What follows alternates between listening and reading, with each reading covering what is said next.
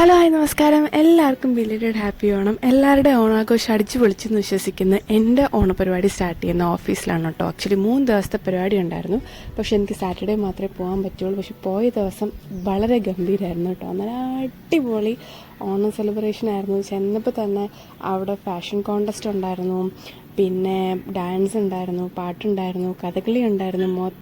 എനിക്ക് 1 മണിക്കുള്ള സ്ലോട്ടിലാണ് സദ്യ ഉണ്ടായിരുന്നത്. അങ്ങനെ ഞങ്ങൾ സദ്യയൊക്കെ കഴിച്ചതിന് ശേഷം നെക്സ്റ്റ് ഫാഷൻ കോൺടെസ്റ്റ് കാണാൻ വേണ്ടിയിട്ട് ഇരുന്നു. അവിടെ നമുക്കൊരു ബാഡ്ജ് തരും, നല്ലോണം 2025 എന്ന് പറഞ്ഞിട്ട്. അപ്പോൾ അതുണ്ടെങ്കിൽ മാത്രമേ അകത്ത് ആളിൽ കടത്തി വിടത്തുള്ളൂ. പക്ഷേ എല്ലാം വളരെ അടിപൊളിയായിരുന്നു കേട്ടോ. ഭയങ്കരമായിട്ട് നമ്മളിങ്ങനെ കണ്ടിരുന്നു പോകും. എന്നെക്കൊണ്ട് പറ്റുന്ന രീതിയിലൊക്കെ ഞാൻ വീഡിയോ എടുത്തു. പക്ഷേ നല്ല ക്രൗഡഡ് ആയതുകൊണ്ട് ക്ലിപ്സിൻ്റെ ഇടയ്ക്ക് ഇങ്ങനെ ആൾക്കാരൊക്കെ നടന്നു പോകുന്നത് കാരണം കുറേയൊക്കെ എനിക്ക് കട്ട് ചെയ്യേണ്ടി വന്നു. Sorry for that. പക്ഷേ എൻ്റെ മാക്സിമം ഞാൻ ട്രൈ ചെയ്തിട്ട് എല്ലാ പരിപാടിയിലും ഒരു സ്നാപ്ഷോട്ട്സ് ഞാൻ ഇൻക്ലൂഡ് ചെയ്യാൻ മാക്സിമം ശ്രമിച്ചിട്ടുണ്ട്.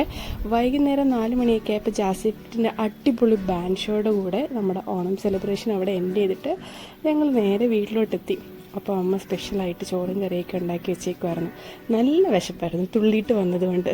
അത് കഴിഞ്ഞ് പിന്നെ മാമൻ്റെ വീട്ടിലൊന്ന് കൂടി എല്ലാവരും ഭയങ്കര ഹാപ്പി ആയിട്ട് ഞങ്ങൾ തിരിച്ച് വീട്ടിൽ പോന്നു.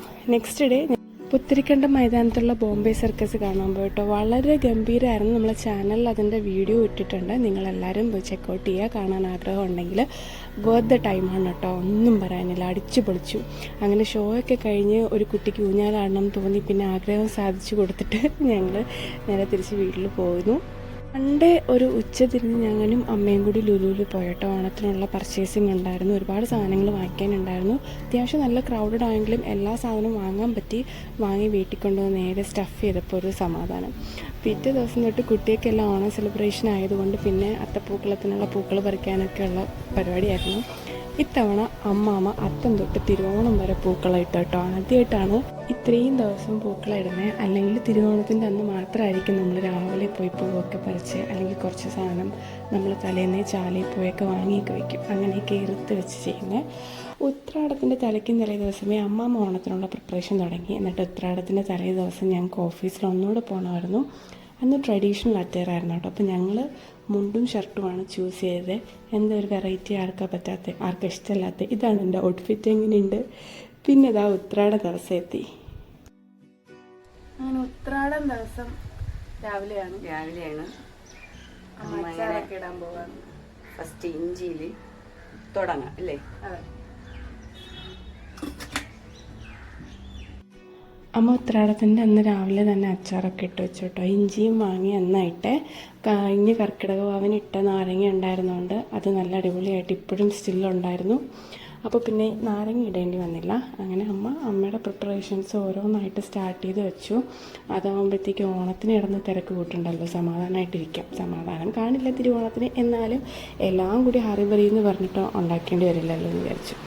അച്ചാറുകളിൽ എനിക്ക് ഏറ്റവും പ്രിയപ്പെട്ടത് മാങ്ങ അച്ചാറാണ് കേട്ടോ. അതിൽ ഈ വെളുത്തുള്ളിയുടെയൊക്കെ ഒരു ടേസ്റ്റ് ഇങ്ങനെ ഭയങ്കരമായിട്ട് ഇറങ്ങി നിൽക്കുമ്പോൾ അതെനിക്ക് ഭയങ്കര ഇഷ്ടമാണ്. ഇടയ്ക്ക് സ്നീക്ക് ചെയ്ത് ഞാൻ കുറച്ച് മാങ്ങയൊക്കെ അടിച്ചു മാറ്റിയെടുത്തു. അപ്പോൾ പറഞ്ഞു വന്നത് അച്ചാറിനെ പറ്റി. മാങ്ങ അച്ചാറിൽ കുറച്ച് കായവും കുറച്ച് വെളുത്തുള്ളിയുടെ ടേസ്റ്റൊക്കെ കൂട്ടി നിൽക്കുമ്പോൾ അടിപൊളിയാണ്. അമ്മ എന്നെ കരുതി നേരത്തെ ചാറിൽ അടച്ചു വെച്ചു. വൈകുന്നേരം ഉത്രാടത്തിൻ്റെ അന്ന് അമ്മ വിളക്കൊക്കെ കത്തിച്ച് പ്രാർത്ഥിച്ചു. അനിയൻ്റെ ആദ്യമായിട്ടുള്ളൊരു നാടൻപാട്ട് പരിപാടി ഉണ്ടായിരുന്നു. അത് സൂപ്പറായിട്ട് പാടി കേട്ടോ. പിറ്റേ ദിവസം രാവിലെ തന്നെ സഞ്ജു ചേച്ചിയും കേശുവും അമ്മാമ്മയൊക്കെ ആയിട്ട് നല്ല അടിപൊളി അത്തപ്പൂക്കൾ ഒരുക്കി വെച്ചു. ചാലിയിൽ നിന്ന് തലേ ദിവസമേ പോയി പൂക്കളൊക്കെ എടുത്ത് വെച്ചു കേട്ടോ. ഇനി ഇതാണ് ഞങ്ങളുടെ ഇത്തവണത്തെ തിരുവോണ അത്തം. എങ്ങനെയുണ്ട്? Happy Onam to all. തിരുവോണ ദിവസം രാവിലെ എപ്പോഴും പതിവ് ദോശ സാമ്പാർ അല്ലെങ്കിൽ ഇഡ്ഡലി സാമ്പാറാണ് കേട്ടോ. ഇത്തവണ പതിവിലും വിപരീതമായി പുട്ടും പയറും പപ്പടമാണ് ഉണ്ടാക്കിയത്. ഒരു വെറൈറ്റി ആർക്കാണ് ഇഷ്ടപ്പെടാതെ? ഞാൻ പറഞ്ഞിട്ടൊന്നുമല്ല, എനിക്ക് ശരിക്കും പറഞ്ഞാൽ പുട്ടും പയറും പപ്പടം ഇഷ്ടം. പക്ഷേ ഗോതമ്പ് പുട്ടല്ല, അരിപ്പുട്ട്. പക്ഷേ ഇത്തവണ നമ്മൾ ഗോതമ്പ് പുട്ടും പയറും പപ്പടം ഉണ്ടാക്കി. നല്ലതായിരുന്നു കേട്ടോ. അങ്ങനെ ഞങ്ങളെല്ലാവരും കൂടി ഒരുമിച്ചിരുന്ന് ഭക്ഷണമൊക്കെ കഴിച്ചു. അമ്മയ്ക്ക് അന്നേരം ഞങ്ങൾ കുഞ്ഞു പിള്ളേരെ പോലെ തോന്നിയെന്ന് തോന്നുന്നു. എല്ലാവർക്കും ഓരോരുള്ള വാരി തന്നു. Just moms things. അപ്പോഴത്തേക്കും അച്ഛാമ്മ നല്ല അടിപൊളി പയറ് പായസം കൊണ്ടുവന്നിട്ട് പറഞ്ഞു ടേസ്റ്റ് ചെയ്ത് നോക്കുന്നത്. രാവിലെ ആയതേ ഉള്ളൂ, കാപ്പി പിടിച്ച് കഴിഞ്ഞതേ ഉള്ളൂ, എന്നാലും ടേസ്റ്റ് ചെയ്ത് നോക്കി. നല്ല അടിപൊളി പായസമായിരുന്നു. പിന്നെ അമ്മ വീട്ടിലത്തേക്കുള്ള പായസം പ്രിപ്പയർ ചെയ്യാൻ വേണ്ടി സ്റ്റാർട്ട് ചെയ്തു. അതിനിടയ്ക്ക് കുറച്ച് അണ്ടിപ്പരിപ്പ് ഞാനിങ്ങനെ കട്ടെടുത്തു. ഇതൊക്കെയല്ലേ ഒരു രസം. അങ്ങനെ ഇവിടെ എന്ന് വെച്ചത് സേമിയ പായസമായിരുന്നു കേട്ടോ. നല്ല അടിപൊളി സേമിയ പായസമായിരുന്നു. നിങ്ങൾ വിചാരിക്കും എല്ലാം അടിപൊളി എന്ന് പറയുന്നുണ്ടെന്ന്. ശരിക്കും നല്ല അടിപൊളിയായിരുന്നു. അമ്മയ്ക്ക് അപാര കൈപ്പുണ്യാണ്. അങ്ങനത്തെ ആ സദ്യ മൊത്തം റെഡിയായി. ട്രിവാൻഡ്രത്തിൻ്റെ സ്പെഷ്യലായിട്ട് ഇത്തവണ ബോളിയും കൂടി വാങ്ങിയിട്ടുണ്ടായിരുന്നു. അങ്ങനെ അടിപൊളി കറികളും പായസവും ബോളിയൊക്കെ കൂട്ടിയിട്ട് നല്ല ഒന്നാന്തരം സദ്യ കഴിച്ച് കഴിഞ്ഞതിന് ശേഷം ഞാൻ ഉറങ്ങിപ്പോയി. വൈകുന്നേരം ആയപ്പോൾ ചാച്ചനും അമ്മമ്മയും കൂടിയൊക്കെ വന്നു കാര്യമൊക്കെ പറഞ്ഞിരുന്നു. അതിനുശേഷം രാത്രി അനിയത്തിയുടെ ഒരു ഫോട്ടോഷൂട്ടായിരുന്നു ഇൻസ്റ്റഗ്രാമിൽ പോസ്റ്റ് ചെയ്യാൻ വേണ്ടിയിട്ട്. കുറച്ച് കഴിഞ്ഞ് വെയിറ്റ് ചെയ്തപ്പോഴത്തേക്കും എൻ്റെ ഹസ്ബൻഡ് ലാൻഡ് ചെയ്തു. പിന്നെ അങ്ങോട്ടൊരു ബഹളമായിരുന്നു. ഇവൻ വന്നു കഴിഞ്ഞാൽ കുട്ടിപ്പട്ടാളങ്ങളെല്ലാവരും കൂടി ഗ്യാദർ ചെയ്യും. പിന്നെ എപ്പോഴും ഓണങ്ങളൊക്കെ തന്നെ അത്രയ്ക്ക് ബഹളമായിരിക്കും കേട്ടോ. അങ്ങനെ രാത്രി അവന് സദ്യ കൊടുത്തു, കൂടെ ഞങ്ങളും ഇരുന്നു. ഞാൻ യൂഷ്വലി രാത്രി ചോറ് കഴിക്കില്ല, പക്ഷേ എന്നാലും കമ്പനി കൊടുക്കണമല്ലോ എന്ന് വിചാരിച്ചിട്ട് ഞങ്ങളെല്ലാവരും കൂടി ഒന്നുകൂടെ ഓണം ആഘോഷിച്ചു അന്ന് രാത്രി. അത് കഴിഞ്ഞിട്ട് അതിൻ്റെ പരിണത ഫലമായി ഒരു കൂട്ടപാത്രം കഴുകി വയ്ക്കാനുണ്ടായിരുന്നു കേട്ടോ. പിന്നെ അമ്മ ഇത്രയും ഒറ്റയ്ക്കിടന്ന് ചെയ്തതല്ലേ എന്ന് പാവം തോന്നി ഞാൻ പിന്നെ എല്ലാം സർപ്രൈസായിട്ട് കഴുകി വെച്ചു. അമ്മ കുറച്ച് നേരം പോയി TV കണ്ടിട്ട് വന്നിട്ട് കഴിവാമെന്ന് വിചാരിച്ചു. തിരിച്ചു വന്നപ്പോഴത്തേക്ക് ഫുൾ അടുക്കള ക്ലീൻ. വാവ്, ആ മുഖത്തൊരു സന്തോഷം. പിറ്റേ ദിവസത്തെ പായസം ഈസ് കടലപ്പായസം എൻ്റെ ഫേവറേറ്റ് ആണ് കേട്ടോ. ഒന്ന് ചിക്കൻ കറിയും കൂടി വെച്ചിട്ടുണ്ടായിരുന്നു. എൻ്റെ ഹസ്ബൻഡിൻ്റെ വീട്ടിൽ നിന്ന് എല്ലാവരും കൂടി ഓണാഘോഷിക്ക് വരണമുണ്ടായിരുന്നു. അപ്പോൾ അതിൻ്റെ സ്പെഷ്യലായിരുന്നു കേട്ടോ. ഇതെൻ്റെ ഹസ്ബൻഡിൻ്റെ ഞാനും അനിയത്തിയും കൂടി ഇട്ട ഇഡ്ഡലി പൂക്കളം. എങ്ങനെയുണ്ട്? രാവിലെ അച്ചാമ്മയുടെ വകയായിരുന്നു ബ്രേക്ക്ഫാസ്റ്റ്. അച്ചാമ്മ ഇഡലിയും സാമ്പാറും ചമ്മന്തി കറിയൊക്കെ ഉണ്ടായിക്കൊണ്ട് വന്നു. അപ്പോഴത്തേക്കും ആൻറ്റിയും ശില്പയും അങ്കിളും എല്ലാവരും വന്നു കേട്ടോ. പിന്നെ ഊണിനുള്ള സമയമായി. ഞങ്ങളെല്ലാവരും കൂടി ഊണ് കഴിച്ചു. സർപ്രൈസായിട്ട് വല്യമ്മയും വന്നു. പിന്നെ ഞങ്ങൾ എല്ലാവരുടെയും വീട്ടിലൊക്കെ ഒന്ന് പോയി സംസാരിച്ചൊക്കെ ഇരുന്ന് ഈവനിങ് സ്പെൻഡ് ചെയ്യാണ് കേട്ടോ. ഓണം ഇങ്ങനെയാണ്, എല്ലാവരും എല്ലായിടത്തും അങ്ങോട്ടും ഇങ്ങോട്ടും ഒക്കെ പോയി കാര്യം പറയുക, അപ്പുറത്തും ഇപ്പുറത്തും ഒക്കെ പോയി ഫുഡ് കഴിക്കുക. ഇതൊക്കെയല്ലേ രസം. ഇത് ചതയത്തിൻ്റെ ദിവസമാണ് കേട്ടോ. ചതയത്തിൻ്റെ ദിവസം ഞങ്ങൾക്ക് സദ്യ ചേച്ചിയുടെ അവിടെ നിന്നായിരുന്നു. ചേച്ചി സ്പെഷ്യലായിട്ടുണ്ടാക്കിയ സദ്യയായിരുന്നു.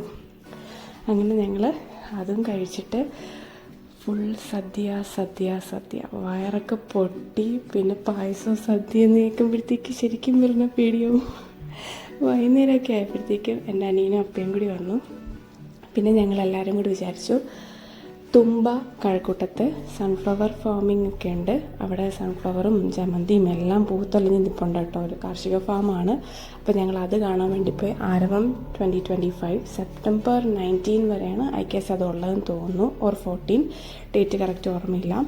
പക്ഷേ നല്ല അടിപൊളി എക്സ്പീരിയൻസ് ആയിരുന്നു. എനിക്കും ഹസ്ബൻഡിനും സൂര്യകാന്തി എന്ന് വെച്ചാൽ ഭയങ്കര ഇഷ്ടമാണ്. ആക്ച്വലി ഹസ്ബൻഡിനാണ് ഭയങ്കര ഇഷ്ടം. അപ്പോൾ അവൻ്റെ ഇഷ്ടം കണ്ടുകൊണ്ട് എനിക്ക് സൂര്യകാന്തി എന്ന് പറയുമ്പോൾ ക്രേസായി. എനിക്കിങ്ങനെ സൂര്യകാന്തി ഇങ്ങനെ കാണിച്ചു കൊടുക്കുക, അല്ലെങ്കിൽ ഇവിടെ ഉണ്ടെന്ന് പറഞ്ഞാൽ അവിടെ പോവുക, അങ്ങനെയൊക്കെ ഭയങ്കര ഇഷ്ടമായി കേട്ടോ. പക്ഷെ നല്ല അടിപൊളിയായിരുന്നു. എന്താ പറയുക, ക്യൂവിന് അവിടെ കിടന്ന് അടിയായിരുന്നു പാസ് എടുക്കാൻ വേണ്ടിയിട്ട്. പക്ഷേ വലച്ചാതി ഒരു 10-20 മിനിറ്റ് നിന്നെങ്കിലും പാസ് ഒപ്പിച്ചു. എന്നിട്ട് കയറി. വളരെ മനോഹരമായിരുന്നു. ഇതിൻ്റെ ഫുൾ ലൈവും ഞാൻ ചാനലിൽ ഇട്ടിട്ടുണ്ട്. കാണാൻ താല്പര്യമുള്ളവർ ചെക്കൗട്ട് ചെയ്ത് നോക്കാം. അങ്ങനെ ഞങ്ങൾ ഫാമിലി ആയിട്ട് ആ ഒരു സൺഫ്ലവർ ഫാമിൽ കൂടി വന്നിട്ട് കുറേ നേരം സ്പെൻഡ് ചെയ്തു. നല്ല ക്രൗഡഡ് ആയിരുന്നു. പക്ഷേ ഓണത്തിനൊരു നല്ലൊരു റാപ്പപ്പ് കൊടുക്കണമല്ലോ, അതിനിത് ഭയങ്കരമായിട്ട് ഹെൽപ്പ് ചെയ്തു. ഞങ്ങൾ കനകക്കുന്ന് കൊട്ടാരത്തിൽ പോകാമെന്നാണ് വിചാരിച്ചത്. പക്ഷേ അത് നടന്നില്ല അൺഫോർച്ചുനേറ്റ്ലി. കാരണം എൻ്റെ അനിയത്തിക്ക് എക്സാം ആയതുകൊണ്ട് അവൾക്ക് നേരെ പോകേണ്ടി വന്നു. അപ്പോൾ അവൾക്കിങ്ങനെ പരാതി അയച്ചിട്ട് ഞാനും കൂടി വന്നിട്ട് പോകാമെന്ന് പറഞ്ഞിട്ട്. അപ്പോൾ പിന്നെ അവൾ പോകേണ്ട വിഷമവും കാരണം ഒരിടത്തും പോകാൻ പറ്റില്ല. പിറ്റേ ദിവസം എന്നാൽ പിന്നെ ഇങ്ങോട്ട് പോരാന്ന് വെച്ചിട്ട് വന്നതാണ് കേട്ടോ. അപ്പം നിങ്ങളുടെയൊക്കെ ഓണം സെലിബ്രേഷൻ എങ്ങനെയുണ്ടായിരുന്നു? കമൻറ്റ് ചെയ്യുക കേട്ടോ. ഞങ്ങൾ ഇവിടെ നിന്ന് ഇതോടെ ഓണപ്പരിപാടി തീർന്നു. ഇനി നേരെ വീട്ടിൽ ചെന്നിട്ട് എല്ലാ സാധനങ്ങളും ഒക്കെ പാക്ക് ചെയ്തു. ഞങ്ങളിതൊരു ചാറ്റിങ്ങിലോട്ട് വരാനുള്ള പ്ലാനിലായിട്ടോ. അപ്പോൾ thanks for watching. Bye bye. Love you all. Take care. Happy Onam.